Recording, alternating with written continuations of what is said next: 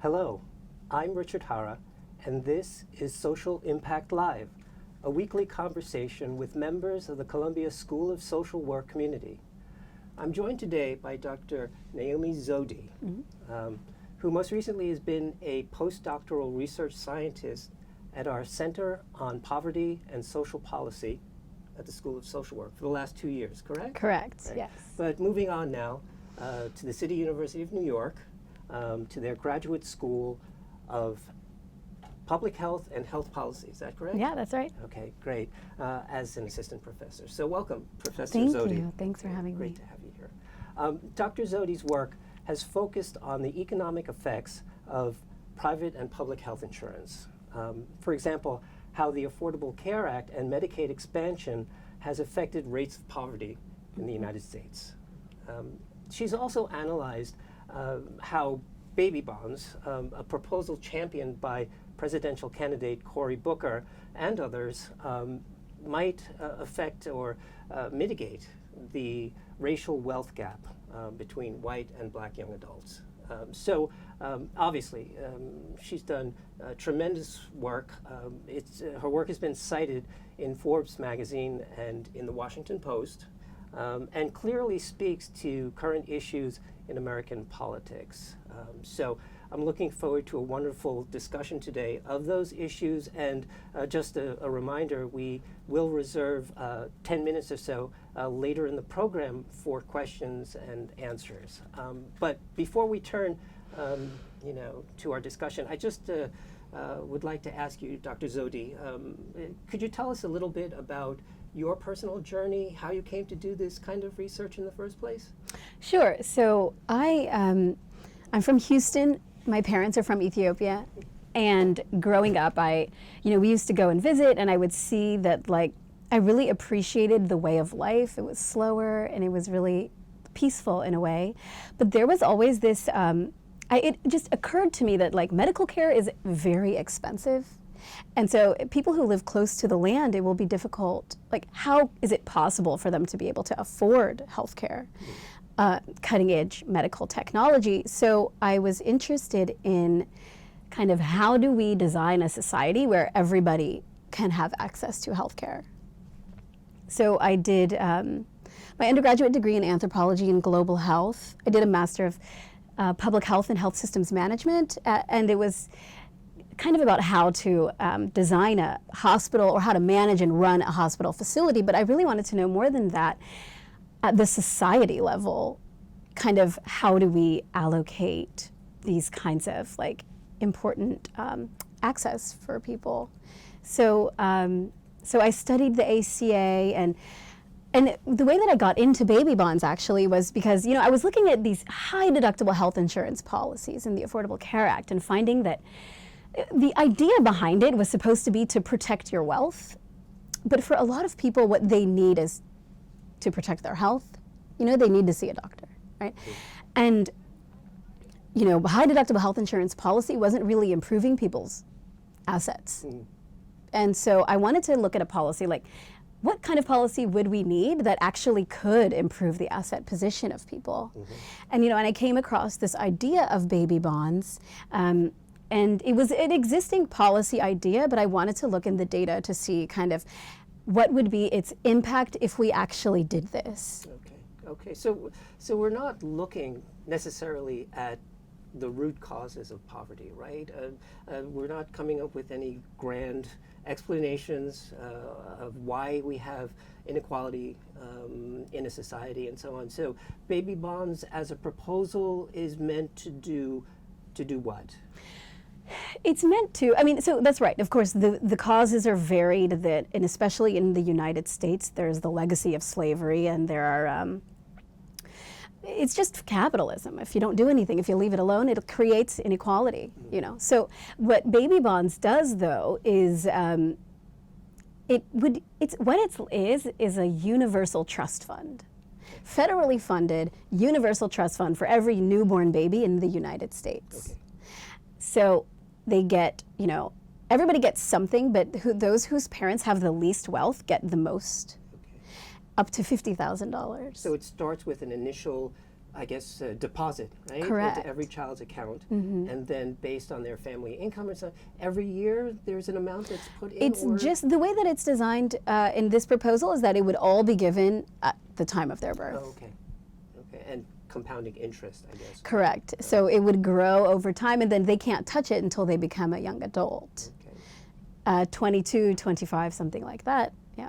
All right. So right now there is this racial wealth gap between white and black young adults at the age of 18. What does that look like? It's pretty astounding. So I looked at like just the group of young adults between 18 and 25, and at the median, so just you pluck the person right in the middle of the distribution, half people are richer and half the people are poorer on both sides. The disparity in wealth at the median for young adults in the United States is a factor of 15.9, so that the young white adult has 16 times the wealth of the young black adult. Wow. At the median. Yeah. And then baby bonds would eliminate that gap? Baby bonds would reduce it to a factor of 1.4. Okay. Again, so we're not talking about, eradicating the roots, right, of economic inequality, but somehow closing that gap and giving people greater opportunities, right? Because once they've got the money, then what are they going to do with it? So, I think that in some ways it does account for the roots. Okay. Only insofar as like the roots is a radical disparity, historically speaking. Wealth is different than income because it's something that is transmitted across generations. So, and African Americans haven't had many generations to accumulate and transmit wealth. So there's a disparity in inheritance, and a disparity in just early life chances that are supported by access to capital. So in that way, it does address, in a way, this root cause. We can't go back in time, but So so there are debating kind of ideas about what exactly the money could be used for when they get that wealth and between when they become a young adult. Some people say it should be restricted to only higher education or buying a home, something like that. Others say people know best what to do with their funds. That sounds a little scary to me. Yeah. And I don't know how tightly you want to regulate it, what kind of guidelines you want to have for how that money gets used at age 18 or whenever.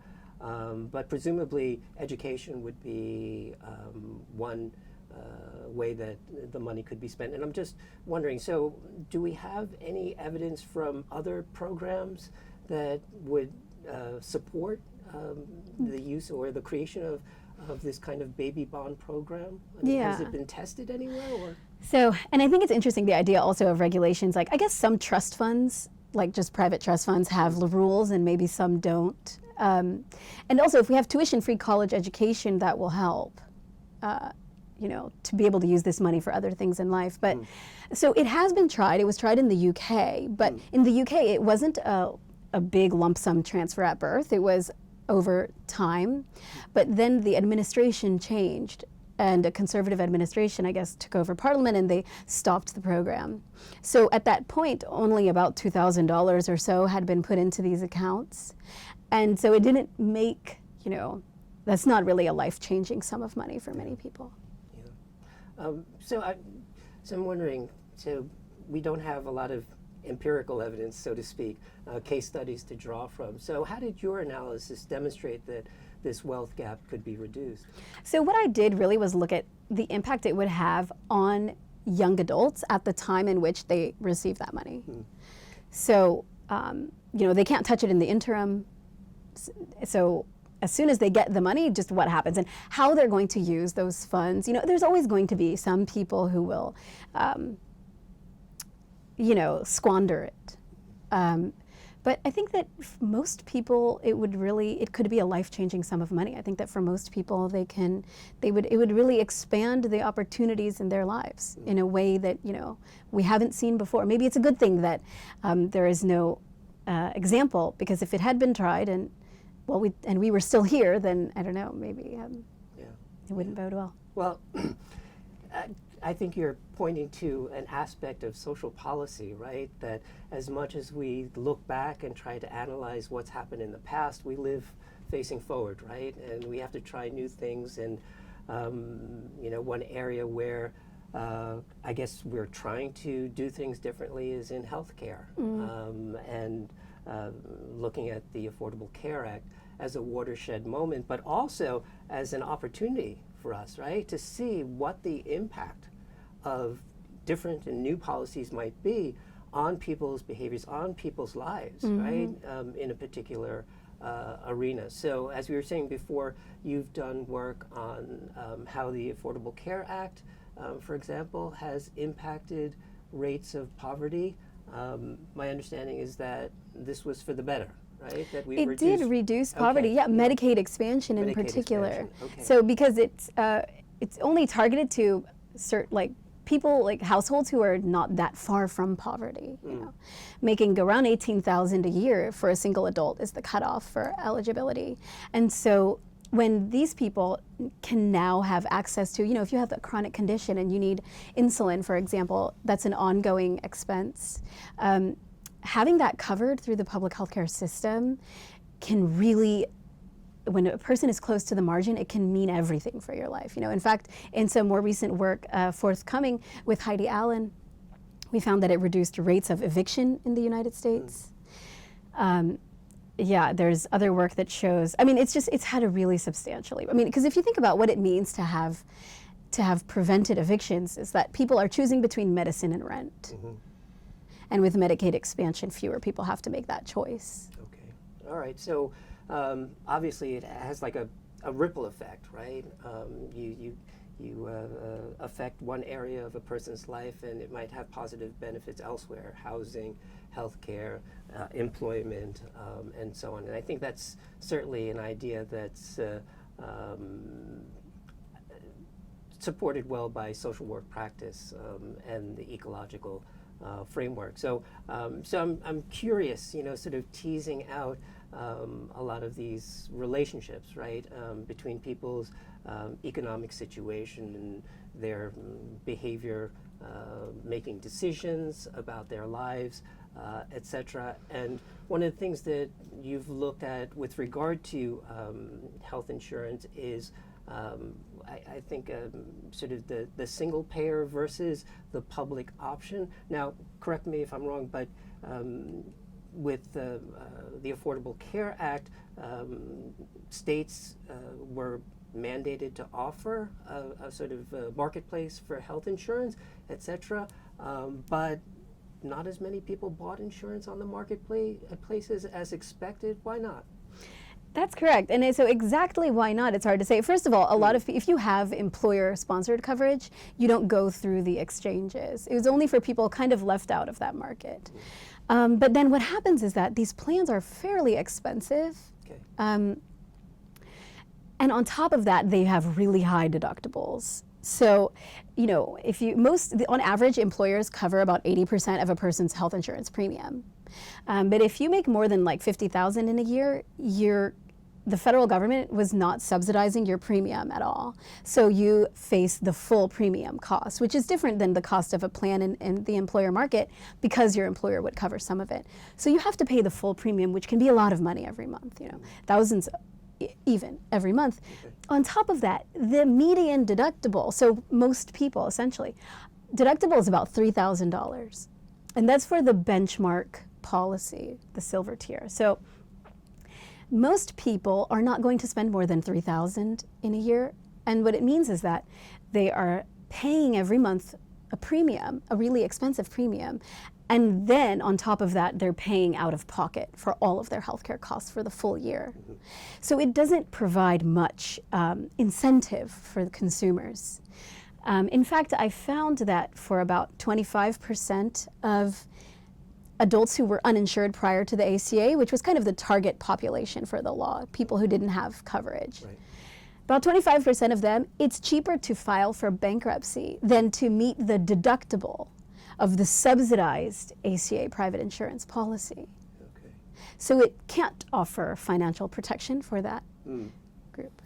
So I'm going to make a leap here and sort of say that based on what you've argued, that any healthcare plan that focuses on a public option faces some serious challenges, I think. That's the word. I think that the real difficulty with the public option is going to be the fact that so the way the public option works, essentially there are a number of states who are considering this kind of legislation, and New Mexico, Colorado, et cetera. So the way it would work is essentially that the state would kind of contract with the private insurance company, kind of like Medicaid managed care, and the private company would offer this public option on the exchanges, and it would compete with their other products. And because it will compete with their other private products, it will be a formidable challenge to get them to offer something that is a low price and a high quality. Because they will entirely undercut their market. If anything, if we go to a public option, really, we're eliminating the private option. It can't really coexist. Well, are there people who argue, though, that competition is good and that it will drive providers and so on to hopefully contain and control costs in a way that they haven't done previously? Yeah, if this public option can actually provide a very low-cost, high-quality coverage, like what we can see in all of the other industrialized nations. In Japan, for example, they have really cheap healthcare. And it's actually pushed them to develop things like low-cost MRIs that we use here because they were forced to accept lesser reimbursement. So if we can provide that good of coverage in competition with the private market and somehow actually convince these private insurance companies to offer something so much better than their own products, fine. But I think that what will end up happening is that in order to convince them, I don't think they will be convinced, I should say. And if they're not, we should be wary of accepting too much of a poor alternative. Okay. But the Affordable Care Act is sort of along the lines, right, of this approach. An alternate approach would be to go to a single payer option, right? So-called Medicare for all. Would that work? Do you think it would work better than the public option? I think it's interesting. The good things about the single payer, from the consumer's perspective, which is really my focus in my research, is just how do things impact consumers? I think from the consumer's perspective, there's a lot less complexity, and also from the provider's perspective, you've only got one person to bill, and that's Medicare. Yeah. And there's no deductibles, no co-pays, no in-network versus out-of-network. So there's a lot of complexity that would be eliminated, and also moving to a income tax financed policy that would everyone's covered and you'd pay based on ability to pay, essentially, is the principle of it. But it would be a percentage of your income, because it would at the same time reduce the total cost of the system, at least in terms of reducing administrative complexity. It would move to tax finance, and at the same time, you'd be taxed the same or less, for most people. Okay. If that's the way it works out, I think it's hard to argue in favor of copays and deductibles. Well, nobody likes copays and deductibles, right? So, yeah. But at the same time, people are leery of turning over control of their health care to some sort of government-run system as well. So I think there are sort of extra economic, political, and cultural considerations that are at play here. Yeah, it's true.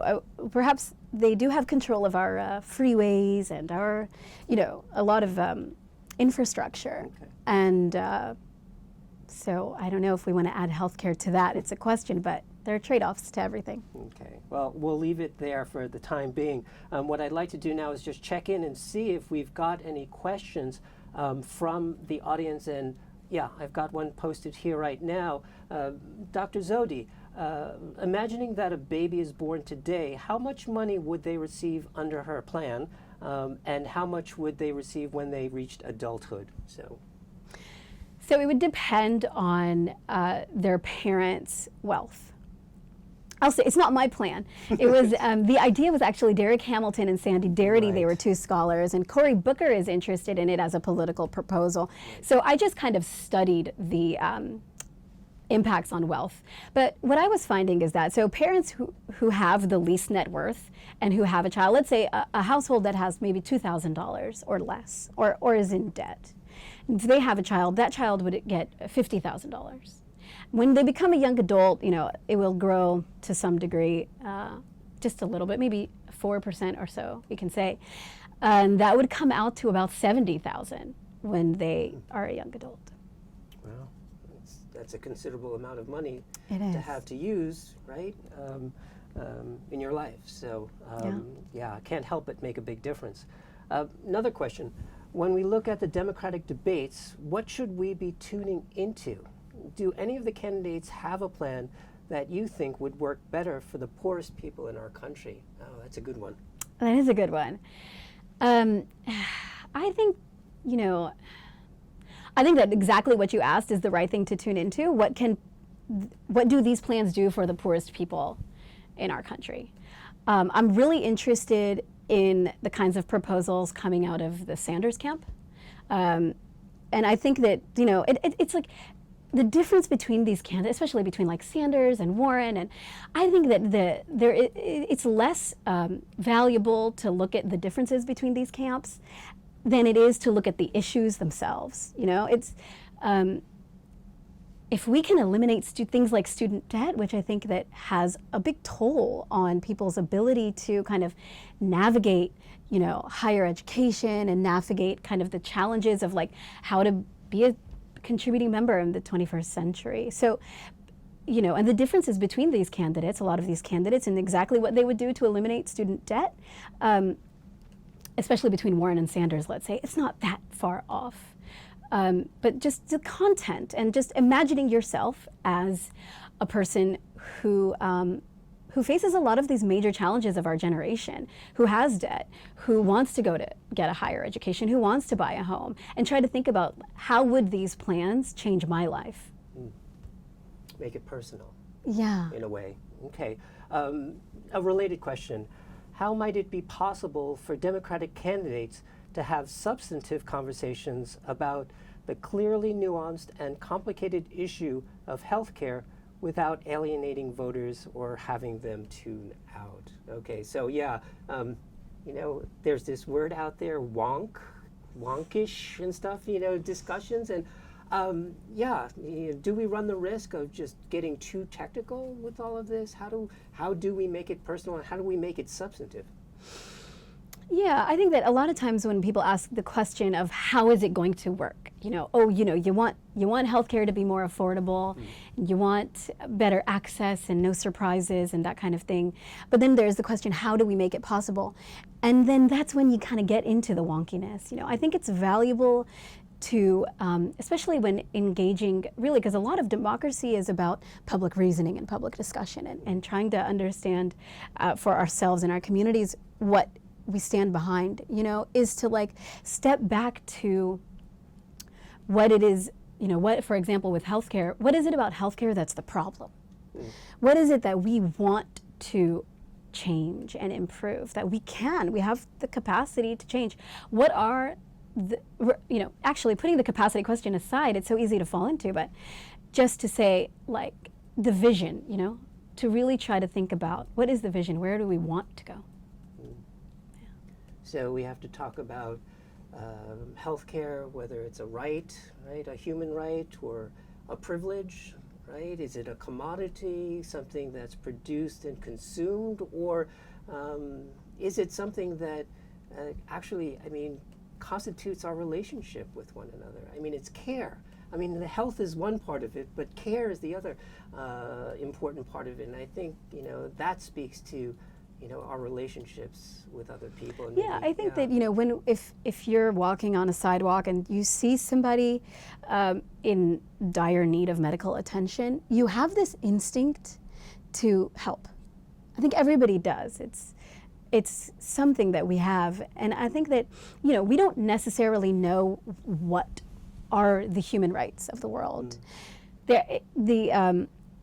Earth didn't come with an owner's manual, right? We kind of have to decide for ourselves, what do we want rights to be? And whatever those rights are, there are rights when we protect them, when we take steps to protect them. And I think that healthcare, for most of us, I think it is a right. I think we do understand it to be a right. And it requires us to take steps to try to make it more accessible to more people.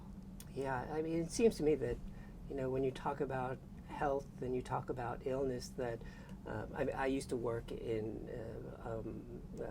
healthcare at a hospital as a social worker. So, and it didn't matter who came into the hospital. I mean, if you were sick, if you were ill, I mean, it didn't make a difference if you were rich or poor, black or white, an immigrant or native born. Sickness was sickness, right? And it created a sort of universality and so on. And not to take away from diversity in our world, but I think that it argues the need for us, right, to take care of people who are suffering, the vulnerable in our society, including, I think, and I think you might agree, the poor, right, and issues of poverty in the United States, and how can we help people in those situations as well? Yeah, I mean, that's what I liked about being at the School of Social Work here, is I'm interested in policies and how we can make opportunity for people, and being here gave me the kind of space to look at those questions that I'm interested in, and to learn more about, like, what can we do and how can we do it and what needs to be done. Yeah. So as an economist, as a scholar, right, academic, I mean, how do you see your role sort of making that difference, impacting? Is it through your work, or through media, and journalism, and talking with reporters, or speaking at conferences? I mean, how are you? No, I think that really what I have that is kind of my comparative advantage, I can't help but use economics terms, but is the research. I don't want to have an opinion on, because there's so many of them out there. You're talking about fake news and alternate facts, or? Yeah, I mean, that's one. But it runs the gamut, even like well-meaning people. I don't want to add to the noise and the hyper-temporal kind of just changing everyday conversation. I want to uncover what is true for myself. Use data, use evidence, understand what's true, and share that with activist communities who are pushing the policy levers and organizing. And so part of that is disseminating that information, but I think it's all rooted on the scholarship. So we have to find out in the first place. Okay, we have 3 final questions, I believe. Is it worth discussing mental health care separately from other health care in this conversation on access, or do you consider it all together? So when I think about mental health care, I mean, first of all, having no deductibles, no copays matters a lot for mental health care, because you have to go every week. If you're paying $50, $100 every week, a lot of people are just not going to go. So it's really important, just in terms of the coverage aspect, to get for mental health care. But I think that even beyond that, if we can alleviate some of the pressure on making profits in the healthcare system, we can start to understand alternative ways of treating mental health care. Maybe there are ways of addressing isolation for the elderly, and throughout the life course, that can address depression in different and innovative ways that maybe don't fit neatly within the profit system. So I think that it's kind of synergistic, but there are unique ways to address mental health care. Okay, and following that, do you think we should be discussing abortion rights and access in the context of the idea that health care is a right? Does that fall under that umbrella? Yeah, 100%. We need safe, free, and on-demand abortion rights. Health care. Okay, that's definitive. I'm curious, where do baby bonds fit into the debate about reparations? Might baby bonds work better than other models?